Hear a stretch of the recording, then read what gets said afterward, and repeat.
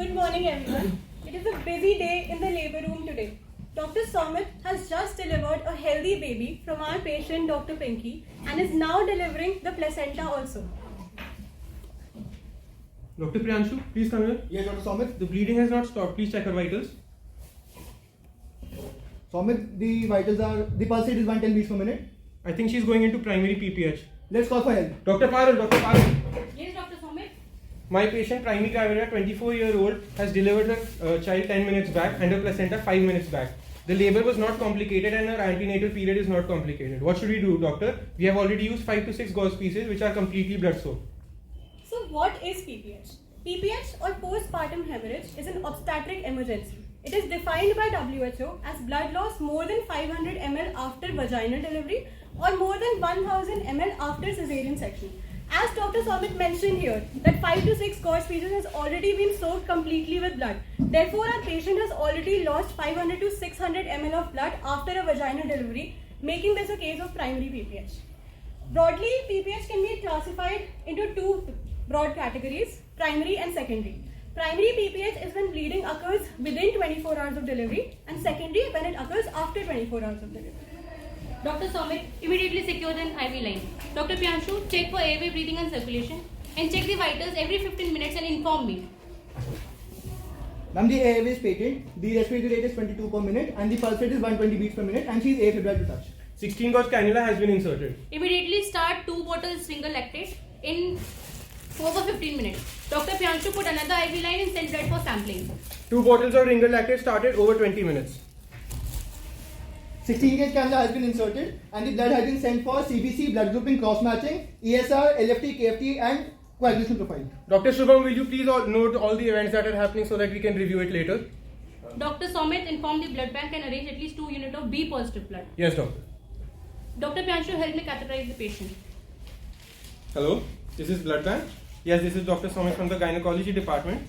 We are having a case of PPH. We need 2 units of B positive blood. If B positive blood is not available, keep a handy O negative blood. Thank you. The 16 French Polish catheter has been inserted and the urine has been collected, the bladder has been emptied and there is no hematuria. Dr. Priyanshu, inform the patient's relative about the same. क्या पिंकी के relative आप है? उसकी delivery हो चुकी है, बच्चा बिल्कुल ठीक है, बट उसको थोड़ा खून निकल रहा है, हम उसको रोकने की कोशिश कर रहे हैं. Doctor, I am doing uterine massage. This is done to increase the tone of the uterus. On palpation, on per abdomen examination, the uterus is soft and spongy. The tone of the uterus is lost. Most likely, it could be a atonic uterus. Let's rule out all the other causes, doctor. Dr. Somit, go and inspect placenta. Dr. Priyanshu, bring me the instruments for a per speculum examination. The placenta is complete and all the membranes have been delivered. Usually recommendations say that bedside ultrasound should be done, but because we are in a low resource setting, we're skipping the ultrasound. On per speculum examination, traumatic PPH has been ruled out. Dr. Somit, is there any history of coagulopathy? No history of coagulopathy, doctor. Dr. Priyanshu, what are the blood reports? None of the blood reports are normal, only the hemoglobin is 7 gram per deciliter. 15 minutes have passed. Vitals.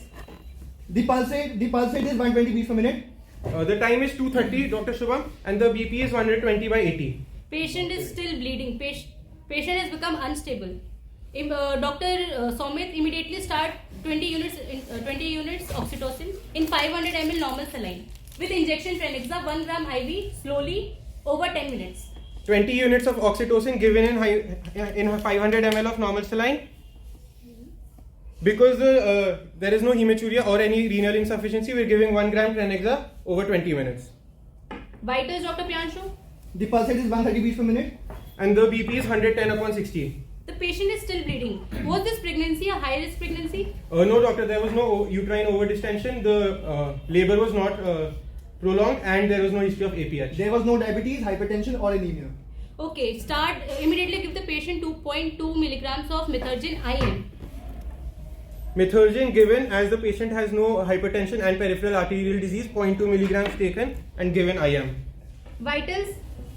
The pulse is 136 beats per minute. And the BP is 100/60. I think we might need to shift the patient to OT. So ask the anesthetist to prepare OT. Keep OT ready.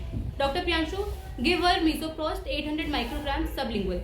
Hello, anesthesia department. Yes, this is Dr. Somit from labor room. We might need a OT ready because our patient is having PPH. Please keep the OT ready. Now after all uterotonic administrations, Misoprostol 800 microgram checked. Now since the patient is primary gravida, there is no previous history of cesarean section. So therefore, Pinky, अपना मुंह खोलो and इसको जीभ के नीचे रखो, इसको चबाना मत. now after all uterotonics have been administered, 30 minutes have been passed and we have done continuous monitoring of the patient. Vitals. The pulse rate is 140 beats per minute. The BP is 100/60. Patient is still worsening. I think we need to shift to second line. Mechanical methods have to be started. Dr. Priyanshu, get me Foley's, get me condom catheter. Mechanical methods of control of PPH.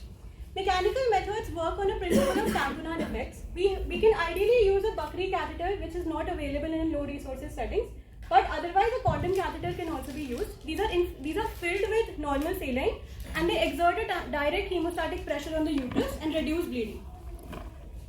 Dr. Somit, connect it to the infusion set. Yes, doctor. Keep the bottle high and squeeze it.